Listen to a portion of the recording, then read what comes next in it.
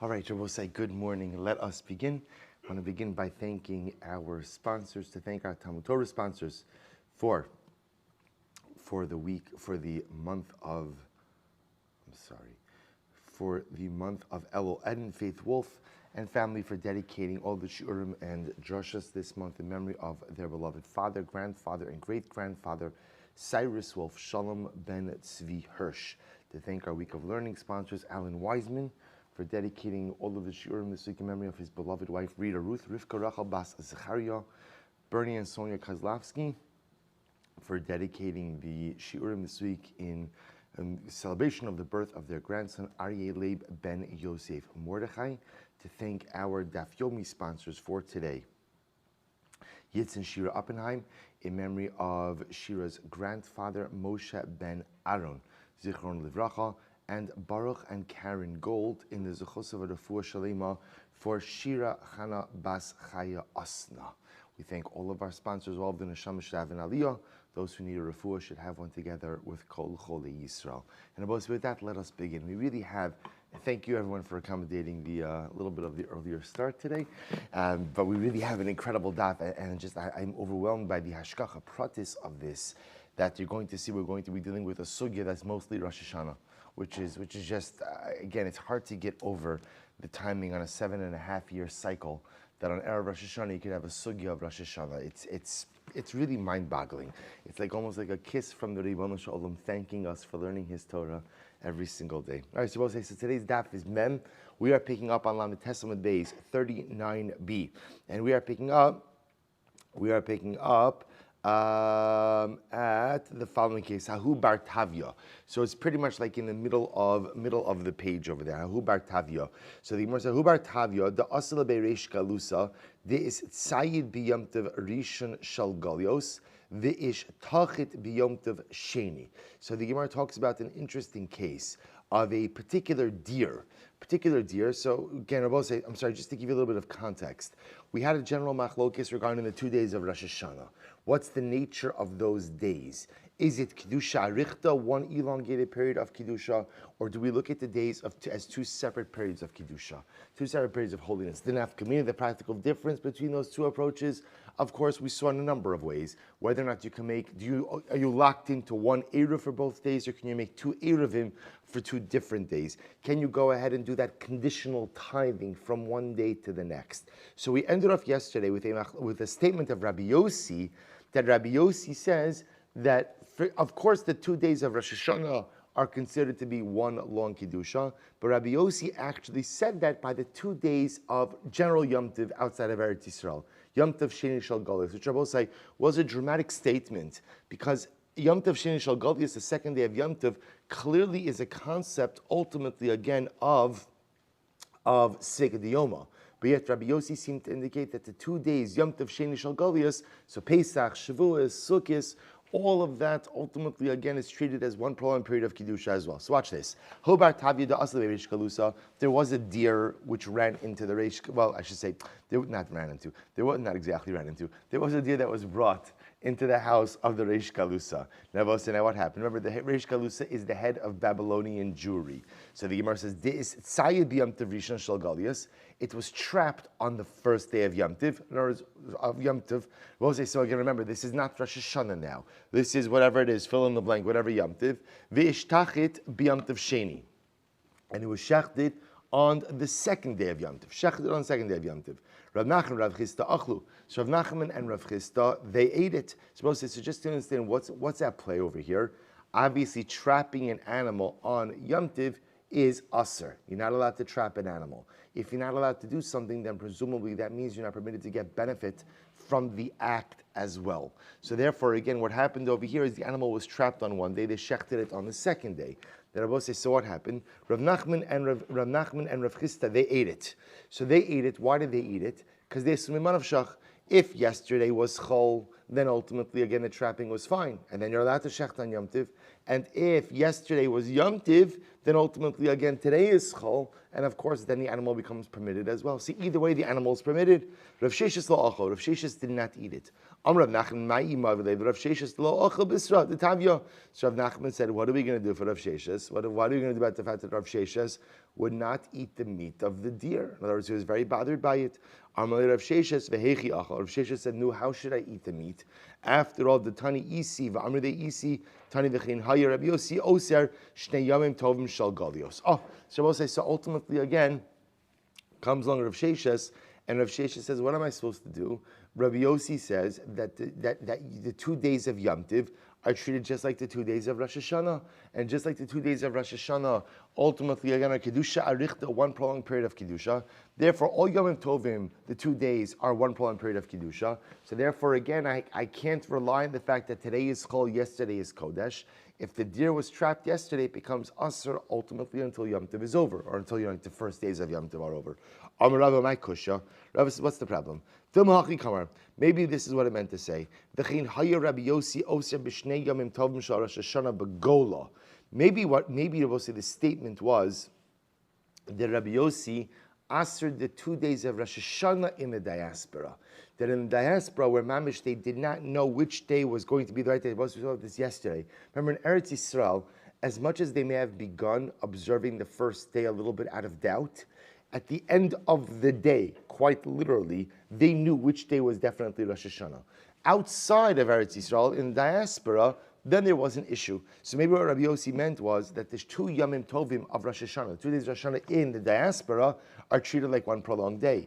Ihachi shal golios bagola mi boile. If that's the case again, should it say? It shouldn't say Yom Tov Sheni shal golios. We'll say Yom Tov Sheni shal golios is a generic term, which ultimately again refers to all 2-day Yamim Tovim. It should have said the 2 days of Rosh Hashanah bagola in the diaspora. Amravasi my kushya.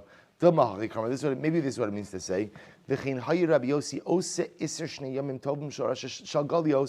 So maybe what it means to say is as follows: that Rabbi Yossi treated the 2 days of Yom Tiv, kishnei yamim tovim shal Rosh Hashanah l'Rabbanan d'Sharu. So maybe what he meant to say is like this: Rabbi Yossi treated the 2 days of Yom Tiv just like the rabbis treated the 2 days of Rosh Hashanah. Okay, which means what? We'll say just like when it comes to the 2 days of Rosh Hashanah, the Rabbanim felt that the 2 days were treated as 2 separate days. It wasn't Kiddusha Richta. So although Rabbi Yossi agreed with them Lagabe Rosh Hashanah, although he disagreed with them Lagabe Rosh Hashanah, maybe he agreed with them when it came to all other Yamim Tovim. Ultimately holding that all other Yamim Tovim were ultimately reckoned as 2 separate days. So therefore again, bottom line is, like at every Jewish event, some ate of the hashgacha, some didn't eat of the hashgacha. Right? In this case, again, it wasn't really about the food preparation, but rather it was about hilchos Yom Tiv. Right? So some ate the deer, some didn't eat the deer. So Rav Sheshes found Rabbi Shmuel and he said, Amrlei, Tani mar midi b'kedushos. Teach me something regarding kedushas Yom Tiv. Amrlei Tanina, Modi Rabbi Yossi b'shnei yamim tovim shal galios. The Rabbi Yossi agrees regarding the 2 Yamim Tovim of Galus. So also, which means what? That in this version, watch this. Rav Sheshes is telling Rabbah, our version, our Masorah is that although Rabbi Yossi disagreed when it came to Rosh Hashanah, he agreed that when it came to every other Yom Tiv, the 2 days of Yom Tiv are treated like 2 separate days. They're not treated like one prolonged period of Kiddusha. So let's just say, he said, Amarlei, so listen to this. So he said to him, do me a favor. If you see anyone else, don't tell them about this teaching, right? Because it contradicts what I said before. So the Maharsha says he was saying it in a joking way. But the idea being he didn't want to be embarrassed that his teaching was wrong. So we'll say, so interestingly enough, it sounds like over here that everyone is going to agree that when it comes to the other Yamim Tovim, when we observe 2 days in the diaspora, those 2 days are not reckoned as one prolonged period of Kiddusha, but rather are reckoned as 2 separate days. And Abba said, we know this, because halacha lamaisa, there are many kulas, many leniencies which exist regarding Yom Tov Sheni, the 2nd day of Yom Tov, which don't exist regarding the 1st day of Yom Tov. So we reckon it as 2 different days. Rosh Hashanah is the exception to this rule. The way we paski when it comes to Rosh Hashanah is what the Gemara calls Yoma Arichta. It is considered to be one long day, one prolonged period of Kedusha, which is really fascinating. It is the only 2-day Yom Tiv. First of all, again, you can see this, it's 2 days in Eretz Yisrael also. It is the only 2-day Yom Tiv that doesn't really have the leniencies of Yom Tiv Sheni. It is called one prolonged period of Kedusha, which I will say is such an incredible musar. Because how do we start the year? You see, we'll say if you think about it, that the hashkafa of a 2-day Yom Tiv is, some of it's Kaddish, more Kaddish, less Kaddish. What's Rosh Hashanah? A period of protracted, prolonged Kedusha. The way we start the year is by reminding ourselves that we have the ability to create Kedusha, and not just momentary Kedusha, and not just episodic Kedusha, but that we have the ability to create a prolonged, protracted 2-day period of Kedusha. And if I could create a 2-day period of Kedusha, imagine what I could do in the year to come. So the Gemara goes weiter. The Gemara says, Ahu bar Tavya, Amar Rav Ashi, Lididi Amar Liamemer. So Rav Ashi comes along and he says, by the way, I think you have the details of the story wrong. Ahu bar Tavya, Lav Itztude Itztad. The deer that we were talking about, I will say, it wasn't that it was trapped on the first day, top of Mem, Ela Michutz L'Tchum Asa. The problem was that it came from outside of the Tchum. That was the problem. Man da'achol savra haba b'shel Yisrael zemutu l'Yisrael acher. So what ended up happening? So what ended up happening is it was brought by a non-Jew from outside the Tchum to the house of the Reish Galusa. So the concern about it was as follows: you are not allowed to benefit on Shabbos or Yom Tiv from a melacha done by a non-Jew specifically for you. So those who ate of the deer felt that although the Jew who was the intended beneficiary of the malacha of the non-Jew is not permitted to benefit from the malacha, another Jew can. So whereas the Reish Galusa would not have been permitted to eat from the deer, which was brought by the Nachri from outside of the Tchum, these other Rabbanim who were there were permitted to do so.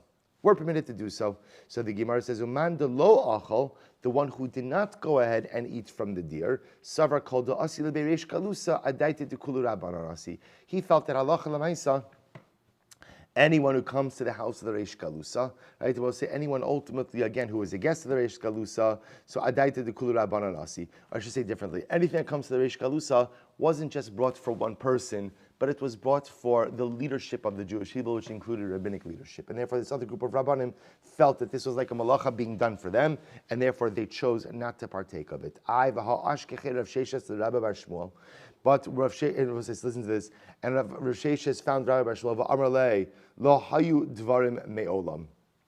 Ultimately, again, so when Rav Sheshes came along, he said to Rabbi Shmuel that the conversation between Rabbah and Rav Sheshes never took place at all. Okay, so we'll say so again. So just there's a machlokus about the mitzias of what actually happened in the story. Okay, hahu lifta dasil mechuzah. Well, it's an interesting case. There was a turnip that showed up in mechuzah. It happens, right? Turnip that showed up in mechuzah. So we'll say, so what's the issue over here? The issue over here was this was a vegetable that was brought to the city of Mechuzah on Yom Tiv. So now the issue became, so now you have it, so we'll say, so there's a couple of things happening. Could be either it was brought outside of the Tchum, or just more simply, there's a concern of picking vegetables for Jews on Yom Tov, right? Meaning, I can't have, if my Gentile neighbor comes over to me on Yom Tov and he says, oh, I know it's your holiday today, I just picked you some fresh vegetables from my garden. I am not allowed to use that on Yom Tov. I could say thank you and graciously accept it and use it after Yom Tov, but I can't use it on Yom Tov. Why? Because picking of vegetables is a malacha, and halacha l'maisa, I can't benefit from a malacha done from a non-Jew for me on Yom Tov itself. So listen to this. There was a turnip that showed up in Mechuzah. So the shaila is, do I have to be concerned that it was picked today? So the Gemara says, Rava, Chazi de Kmisha. Rava went out, he saw the turnip, and he saw that it was a little bit withered. Shara Rava lemizbin mine. Rava said you can buy the turnip. Why? So the Gemara says, Amar ha vadai me'esmol me'ekra. Because Rava says, since he saw that it was withered, he said, it must have definitely been picked yesterday. In other words, it didn't look so fresh. So because it didn't look as fresh, it must have come yesterday. Because it was picked yesterday, there is no problem ultimately again with purchasing it today. I see the Gemara says, "My amrit michutz letchumas." Yeah. So maybe being against her. But what about the concern that maybe this turnip? Okay, maybe it was picked yesterday, but lamaisa maybe it was brought from outside of the tchum. And if it was brought from outside of the tchum on Yom Tiv, you're not allowed to get benefit from it. To which the Gemara says, "Haba b'shol Yisrael zeh mutar lechol liyisrael achar v'chol shekein hai da'adaita dinachrim asa." So Rabbi say in this case, remember again, this was being sold in someone's store. We'll get this in Maseches Beya.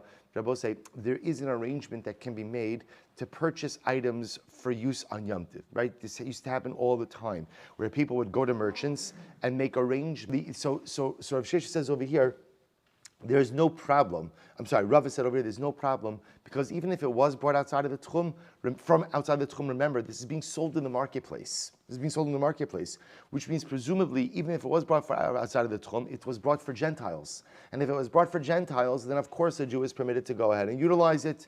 So they watch this. The Gemara says, so therefore, Rava allowed them to go ahead and buy the turnips. Us, so the Gemara says, Kevin the chaz the kamafshi umaisi luhu asalu. Well, so then what happened? So the Jews started buying turnips. Well, what happened when the Jews started buying turnips? So the vegetable vendors started bringing in more produce. Once the vegetable vendors started bringing in more produce, and it was done to benefit the Jewish population, then unfortunately, again, Rava had to asser the practice of purchasing the turnips on Yom Tiv. Okay, just an interesting idea. Says the Gemara, Hano be ganuna, the gazole asa. Let's listen to this. Yom Tiv Sheni. So there were these groups, people say Beginana, Rashi translates over here as Koshrei Kilos Lachasanim. They were canopy makers. And what they would do is when they would create the canopies is they would tie myrtle branches to the canopies. That was the minhag. They would tie myrtle branches. So we'll say, so what happened over here? They went ahead and they cut down myrtle branches. So there were these individuals, these canopy makers, who cut down myrtle branches on Yom Tov Sheni, on the second day of Yom Tov. La'arta sharlu Ravina la'aruche be'la altar. Ravina allowed the Jews to go ahead and literally benefit from the myrtle branches immediately after Yom Tiv. So they cut down the branches on Yom Tiv, so of course you can't benefit from the branches on Yom Tiv itself, but he allowed the Jewish population to benefit from the branches, to smell the branches immediately after Yom Tiv. Amar le Rava bar Tachlifa Ravina. So also listen to this. So the interesting part over here is as follows. So in general, the halacha is that when a malacha is done by a non-Jew on Yom Tiv or Shabbos, so you can't benefit, of course, from it on Shabbos, and even after Shabbos or Yom Tiv, you generally have to wait bichdei shiyasu. You have to wait the amount of time that it would take to do the malacha after Shabbos or after Yom Tiv. So interestingly enough, the Gemara says Rava bar Tachlifa. So what happened over here? Ravina allowed them to smell the branches immediately after Yom Tiv. So Rava bar Tachlifa said to Ravina, but 1 second, you should answer it upon them because they're not B'nai Torah. In other words, apparently the people of this locale were not well versed in Torah. They weren't knowledgeable, and therefore there's a concern if you let them use it right after Yom Tiv, they'll come to use it on Yom Tiv. So the Gemara says, Maskif le Rav Shmaya, Taima de B'nai Torah. Hi B'nai Torah Shari. So it sounds like if they were knowledgeable, there would be no problem with letting them use it right after Yom Tiv. What about V'haba in B'chtei Shi'asu? What about the fact that in general, if malach is done on Shabbos or Yom Tiv, halacha l'maisa, you really have to wait the amount of time after Shabbos or Yom Tiv to go ahead and benefit from the malacha. To which the Gemara says, Azal shailu al Rava, amrlu be'ini b'chtei shiyasu. In Echanami, they went to ask Rava. Rava said, you're 100% right. Don't benefit from the myrtle branches right after Yom Tiv, but rather wait a little bit, the amount of time that it would have taken them to cut down the branches after Yom Tiv. And we'll say, of course, we know that is halacha l'maisa, that if a non-Jew does malacha for you on Shabbos or Yom Tiv, or even in general, if a non-Jew does malacha on Shabbos or Yom Tiv, not only do I not benefit from it on Shabbos or Yom Tiv, but halacha l'maisa, I'm supposed to wait afterwards, bichdei shiyas. We'll say this on a very simple level. That's why, technically speaking, if you're craving a donut, right, from Dunkin' Donuts, right after Shabbos, there's a certain amount of time that a person has to wait, because halacha l'maisa, you can't benefit from halacha done on Shabbos or Yom Tiv immediately afterwards. Good. So it says the Gemara. We'll say back to Rosh Hashanah. Rabbi Dosa Omer ha'over lefnei haTorah. So if you remember again, we had the statement, Rabbi Dosa said that when you would daven on Rosh Hashanah, So he would give the following formulation. Hachlitzenu Hashem Elokeinu be'es yom rosh hachodesh hazeh im hayom im lamachar. The formulation he would say is, Hashem, give us strength on this day of Rosh Chodesh. Now remember again, he's calling Rosh Hashanah Rosh Chodesh. And give us strength on this day of Rosh Hashanah Rosh Chodesh, whether it's today or tomorrow. And then on the second day he would say, Hachlitzenu Hashem Elokeinu, give us strength on this day of Rosh Chodesh, whether it's today or it was yesterday. So, and the Rabbanim disagreed, right? The Rabbanim said, "V'lo hodulu chachamim." So the Gemara said, "Amar Rabba, ki avinan bei Rav Huna ibailahu ma lahaskir shorosh chodesh b'Rosh Hashanah." Both say, "Isn't this incredible?" So gives Rosh Hashanah. So the Gemara asks, both say, "What is the halacha on Rosh Hashanah? Do you add in a mention of Rosh Chodesh or not?" It's a good kasha, right? So again, now I want to go ahead. It's Rosh Hashanah, but it's also Rosh Chodesh. Do I add in a mention of Rosh Chodesh on Rosh Hashanah? Kevan dechalukim u'musaf and aminan. So we'll say, on one hand, there's a different karban musaf, right? There's a karban musaf for Rosh Hashanah. There's a karban musaf for Rosh Chodesh. So maybe because they have different musaf offerings, therefore halacha l'maisa. They should have Rosh Chodesh should get its own mention. O dilma zikaron echad ola lekan lekan. Or maybe one remembrance works for both. In other words, we'll say everyone knows that Rosh Hashanah is Rosh Chodesh. Right? Everyone knows that calendrical reality. So maybe one mentioning, when you mention Rosh Hashanah, by definition that includes Rosh Chodesh as well. So Amar Lan Tinisua. So he said, we learned this. Rabbi Dosa, Amar over the Teva, my love lahaskir. So we'll say, remember again. So the Mishnah quoted Rabbi Dosa, and then it says, Lo hodu lo chacham. The Chacham did not agree with Rabbi Dosa's approach. When they say they didn't agree, what does that mean? My love lahaskir, doesn't it mean that Rabbi Dosa says that you mention Rosh Chodesh? And when it says the Rabbanim did not agree, what does it mean? They disagreed. You don't mention Rosh Chodesh. Lo lahasnos. No. What they didn't like in Rabbi Dosa's tefillah was Rabbi Dosa's conditional phraseology, right? Because Rabbi Dosa has an interesting... Kadosh Baruch Hu, give us strength on this day of Rosh Chodesh, if it's today or if it's tomorrow. Or if it's today or if it was yesterday. The Rabbanan did not like davening with a Tanai. They didn't like that phraseology of conditional davening. So the Gemara Zachanai mistabra miditani bebraisa v'chin hayi Rabbi Dosa ose barashei chadashim shal kol Hashanah. Both in fact, this is how Rabbi Dosa davened in general on Rosh Chodesh. V'lo hodulo, and the Chachamim did not like. So also whenever Rabbi Dosa davened, he always davened Rosh Chodesh with this Tanai, right? HaKadosh Baruch Hu, thank you for this day Rosh Chodesh. If it's today, if it's tomorrow, and then the next day, if it's today or if it was yesterday. And the Rabbanim did not agree with that way of davening. See if you say the Rabbanan disagree with Rabbi Dosa regarding conditional phraseology.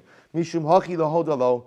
Amrit lahaskir. Also, if you want to say the argument of Rabbi Dosa, whether or not you should mention Rosh Chodesh, that can't be Amai lahodalo. Ve'elamai lahasnos. Rather, you see again the machlokes Rabbi Dosa and the Rabbanan Rabbosai is not really about whether or not to mention Rosh Chodesh or Rosh Hashanah. That's not the machlokes. They're not actually discussing that. Their machlokes is can you employ a conditional phraseology in your davening? Rabbi Dosa says yes. The Rabbanan say no. So just as an aside. Why does this machlokes have to be brought down in two contexts? Because now it's quoted twice. Our Mishnah is regarding Rosh Hashanah, and then the Brisa speaks about general Rosh Chodesh. Why do you have to record the machlokes twice? To which the Gemara says, Tzricha, I'll tell you why you need it, and I'll tell you why. Tzricha, Diashma in Rosh Hashanah have Amina B'Hakamei Rabbanan Delo Mishum, I'm sorry, B'Hakamei Rabbanan Delo Mishum Da'asila Zazulibe. Because if we would have just said machlokes by Rosh Hashanah, I would have said in that case, the Rabbanan don't want to employ a conditional phraseology. Why? Because they will say, what's going to happen? Can you imagine if people davened with this conditional phraseology? Go ahead and give us strength on this day of Rosh Hashanah, if it's today or if it's tomorrow. So also you know how the human mind works. Right? So the moment that shul gets a little bit long or something gets a little bit annoying is the moment I check out because, hey, maybe it's not really Rosh Hashanah. Right? So therefore Chazal understood you are fundamentally going to lead to the erosion of the sanctity of the day if you institutionalize this date ambiguity. So therefore again Chazal said take it out from Rosh Hashanah. However, maybe by Stam Rosh Chodesh where there's not the concern of zilzul, maybe they would agree with Rabbi Dosa. And if it would have just said by Rosh Chodesh, I would have said Rosh Chodesh is Rabbi Dosa says that you employ conditional phraseology. But when it comes to Rosh Hashanah, maybe he agrees with the Rabbanan that you shouldn't employ conditional phraseology. Therefore, tzricha. Therefore, I need both. Good. Neithvei. This is incredible. Rosh Hashanah shechalios b'Shabbos. So say not only is this a Rosh Hashanah sugya, but it's mamish Rosh Hashanah like we have it this year. It is mind blowing. Rosh Hashanah shechalios b'Shabbos. Beis Shammai omrim mispalal eser, ubeis Hillel omrim mispalal teisha. Beis Shammai says there are 10 brachas. Now let's remember again, on Stam Shmona Esrei of Rosh Hashanah, he's talking about over here, Musaf, right? So there are 9 brachas, right? There's the three beginning brachas, 3 end brachas, and then Malchias, Zichronos, and Shofros. So according to Beis Shammai, there are 10 brachas. Why is there a 10th bracha? Because ultimately, again, Beis Shammai holds that Shabbos gets its own bracha. Beis Hillel mispalal teisha. Beis Hillel says no, there are only 9 brachas because he holds Shabbos is actually not. Shabbos doesn't get its own bracha, but rather Shabbos insertions are inserted in the already existing brachas. So the Gemara says v'im isa. Now it's really true. Beis Shammai achares v'mi boyalei. The Rebbe say ultimately again, if Rosh Chodesh is mentioned on its own, then Beis Shammai should 11 brachas. In other words, if Shabbos is going to get its own mention, then Rosh Chodesh should as well. So you should have the 9 regular brachas of a regular Hashanah Musaf, then the 10th for Shabbos, and the 11th for Rosh Chodesh. So the Gemara says Amud Beis, it will say Amar Rabbi Zera Shani Rosh Chodesh. No, Rosh Chodesh is a little bit different. Why? Shemitoch shekola l'shachris va'arvis kolol nami b'musafin. So I will say, since again the mentioning of Rosh Chodesh is already absorbed into the Shemona Esrei of Shachris and Arvis, and actually points out ultimately again by Mincha as well. Therefore, by Musaf it doesn't get its own bracha. So also we're going to see what this means. What this means is we have a mechanism for Rosh Chodesh already, which is Yalev Yavo, which doesn't require an additional bracha. So therefore, by Musaf, Rosh Chodesh won't generate its own additional bracha as well. So the Gemara says, Umi islay lebeis Shammai kolal. So ultimately, again, does Beis Shammai subscribe to this idea of a bracha being of something being absorbed into another bracha? The Hatanya we learned Rosh Chodesh shechalios b'Shabbos. When Rosh Chodesh falls out on Shabbos, Beis Shammai omrim mispalo shmona. Beis Shammai says that you daven 8 brachas. So let's remember again, a regular Shabbos Shmona Esrei is 7 brachas, right? 3 in the beginning, 3 in the end, and then 1 Shabbos bracha in the middle. Beis Shammai holds the one that's Rosh Chodesh 8 brachas, which indicates to us what? That Rosh Chodesh is going to get its own bracha. Beis Hillel omrim mispalo sheva. Beis Hillel says no, Rosh Chodesh does not get its own bracha. Rather, Rosh Chodesh will just simply get a mention. We'll get a mention in the Shabbos Shmona Esrei. Kasha. Indeed, this is a kasha on Beis Shammai. Good. The kola atzmo tenahi. Well, see, interestingly enough, the ability to absorb. I'll call it not one bracha, but one day into another. We'll say, you hear what the fundamental machlokes is. The fundamental machlokes, we'll say, is that halacha l'maisa. So when I have a separate day, does a separate day warrant its own bracha? Or can we say that sometimes if the separate day is a little bit of a secondary nature, it can be absorbed into a primary bracha? That's kolal. The kolal, so the Gemara says, the kolal atzmo tanaihi. The reality, the ability to absorb, so to speak, one day into another, is a machlokes tanoim. This sanya, here we go. Shabbos shechalios b'Rosh Chodesh, or b'cholol shamoed. So we'll say, listen to this. If you have Rosh Chodesh that falls out on Shabbos, or Shabbos chalamoed, shachris va'arvis u'mincha mispalo kedarko sheva. So arvis, shachris and mincha, you daven a regular Shmona Esrei, 7 brachas, va'omer me'ein ha'ma'ora ba'avoda. And also you go ahead and you add in a Rosh Chodesh insertion, or for that matter, a Yalev Yavo for Yom Tiv insertion in Avoda. But I will say in this version, it's not really a Yalev Yavo, it's more like an Alanisim type of additional paragraph, because they're including it in Modim. Rabbi Eliezer Omer Bahodah. I'm sorry, Ba'avoda is Ritzei, excuse me. That's Yalev Yavo. Rabbi Eliezer Omer Bahodah. Rabbi Eliezer says, no, you're adding something additional in Modim, like an Alanisim type of thing. V'im lo Omar, and if you did not go ahead and mention this additional paragraph, Machzirin also, person has to repeat Shmona Esrei. So both say, so according to this first opinion, when you have Shabbos Rosh Chodesh or Shabbos Chalamoid, you don't have an additional bracha for Rosh Chodesh, you just have an additional section.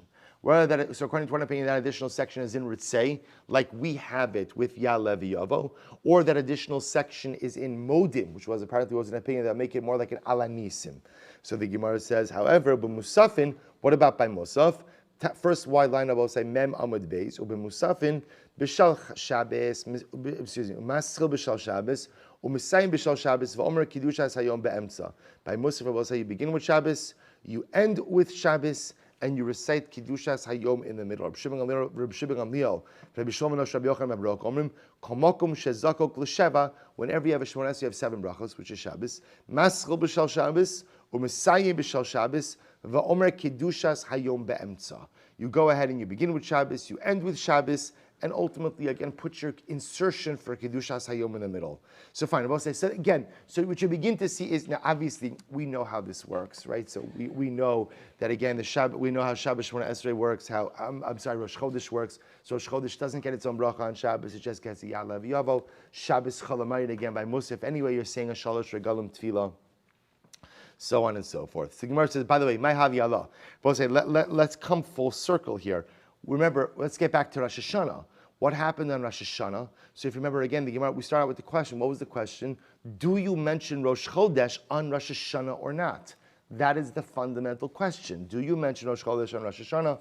To which the Gemara says, Amrat Chista, Zikaron Echad Ola Lekanu Lekan. One remembrance works for both. In other words, I will say, by definition, the mentioning of Rosh Hashanah, by definition, includes Rosh Chodesh. Right? Everyone knows Rosh Hashanah is the beginning of the month, so by definition it includes Rosh Chodesh. V'chein Amar Rabba Zikaron Echad Ola L'kan L'kan. Rabba also said one remembrance works for both. And Rabba said that of course is halacha l'maisa. We make no separate mention of Rosh Chodesh on Rosh Hashanah, for the mentioning of Rosh Hashanah covers both. V'Amar Rabba Kiavina beRav Huna Ibarilan. We'll say this is an incredible sugya. Mahu Lomar Zman beRosh Hashanah Yom Kippurim. We'll say get ready for this. Do we say Shechianu on Rosh Hashanah and Yom Kippur? So on one hand, Kevan de Mizman Lizman Asi Aminan. So we'll say on general, what's the criteria for Shechianu? Well, there's really 2 different criteria. You could say Shechianu because of a moment of incredible joy, incredible simcha, or you could also say Shechianu on any event which occurs infrequently. So therefore, generally, we say Shechianu on any event that occurs infrequently. Rosh Hashanah Yom Kippur only occur once a year. Kevan de Mizman Lizman Asi Aminan. Old Yama, Kevan de Lo Ikru Regalim Lo Aminan. Well, see, on the other hand, maybe, since Rosh Hashanah and Yom Kippur are not regalim, right? They're not regalim. They're not the pilgrimage Yomim Tovim. Therefore, halacha l'maisa, we don't say Shechianu. So the Gemara says, L'hava biyadeh. So ultimately, again, he didn't know the answer. Ki asay bei Rabbi Yehuda, when he came to the yeshiva of Rabbi Yehuda, Amar ano akra charatonami amin azman. So again, Rabbi Yehuda said, I don't understand. Of course you say Shechianu. I say Shechianu even on a new gourd. Or as well, what Rabbi Yehuda was saying is, I say Shechianu even on a fruit or on a vegetable that I haven't had in a long time. So if you're going to say Shechianu on a fruit or vegetable you haven't had for a long time, certainly you can say it on a Yom Tiv that occurs once a year. Someone says, no. Rishus lo kamibayli, ki kamibayli chova. I'm not asking, can you say a Shechianu? My shaila is different. Is there an obligatory Shechianu for the Yom Tov of Rosh Hashanah? And he's asking Yom Kippur also. We'll say, but that's the shayla. This is very interesting. We know that Shechianu is a bracha that could be said because a person, quote unquote, chooses to. I go and I buy a new suit. I don't have to buy a new suit. I choose to buy a new suit. When I buy a new suit, of course, I say a Shechianu. So we're not asking, can you say a Shechianu? I'm asking, do I have to say a Shechianu when the Yom Tov of Rosh Hashanah comes? And I will say, understand, there's a much deeper question to this as well.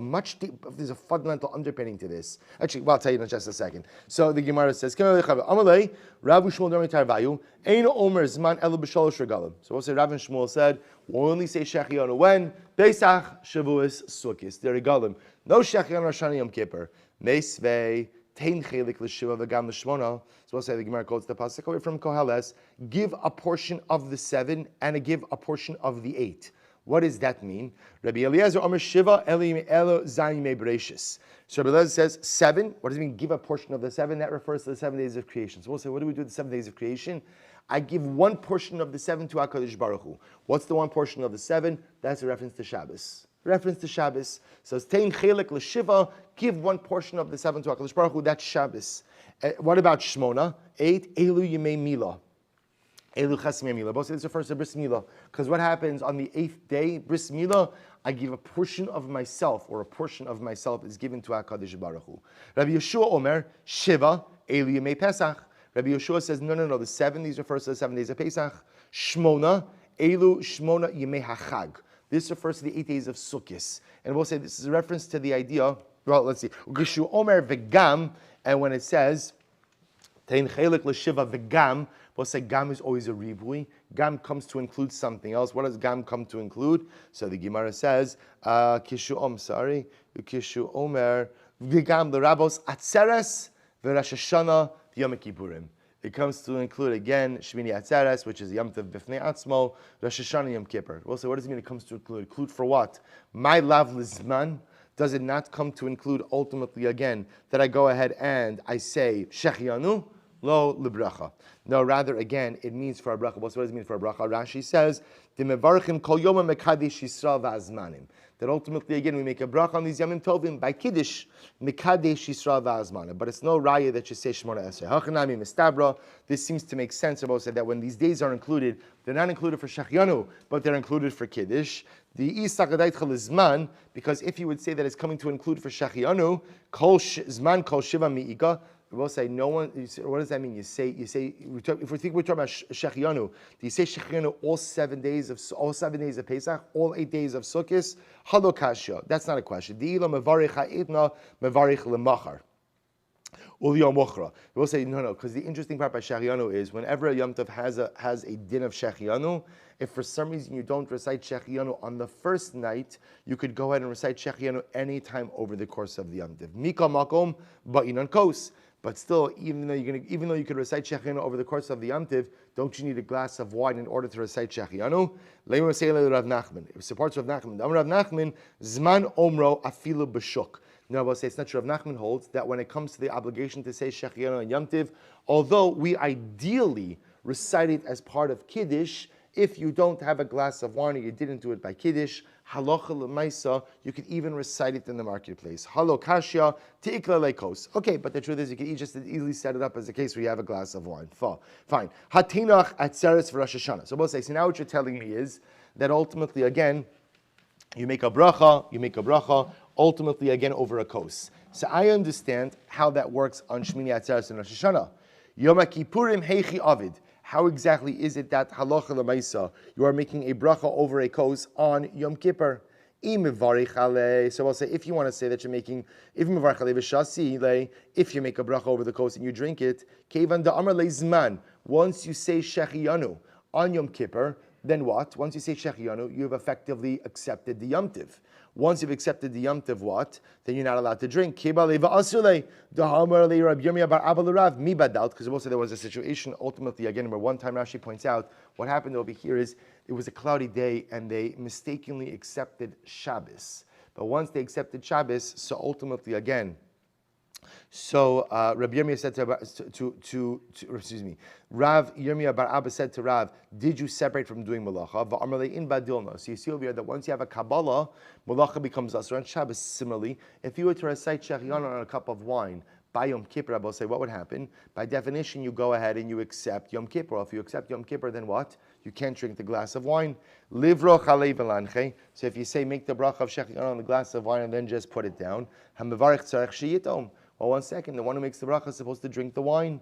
Leisvei liyenuka, give the wine to a child to drink. Les hilchasa kirav acha. We don't like that approach. Why? Dilma asi lemisrach. Because I will say we're concerned that if you accustom the child to drinking on Yom Kippur, what's going to happen?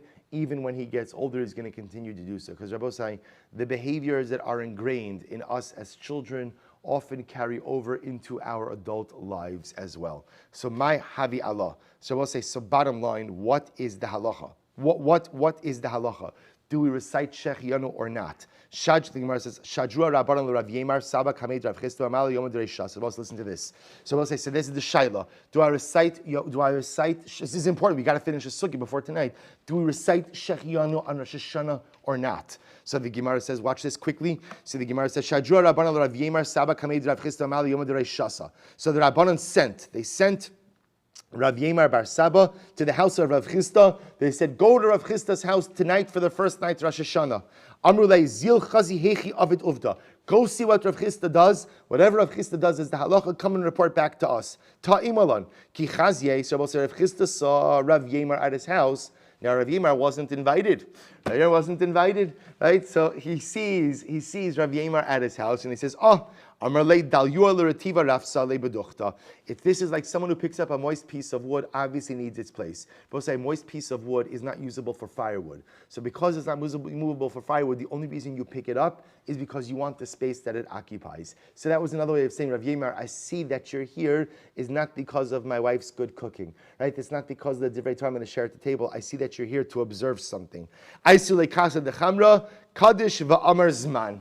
Rav Chisda made kiddush. He picked up his glass, Rosh Hashanah night, picked up his glass, and he recited Shechianu v'kimanu v'girnu lazman hazeh v'hilchasa Omer Zman.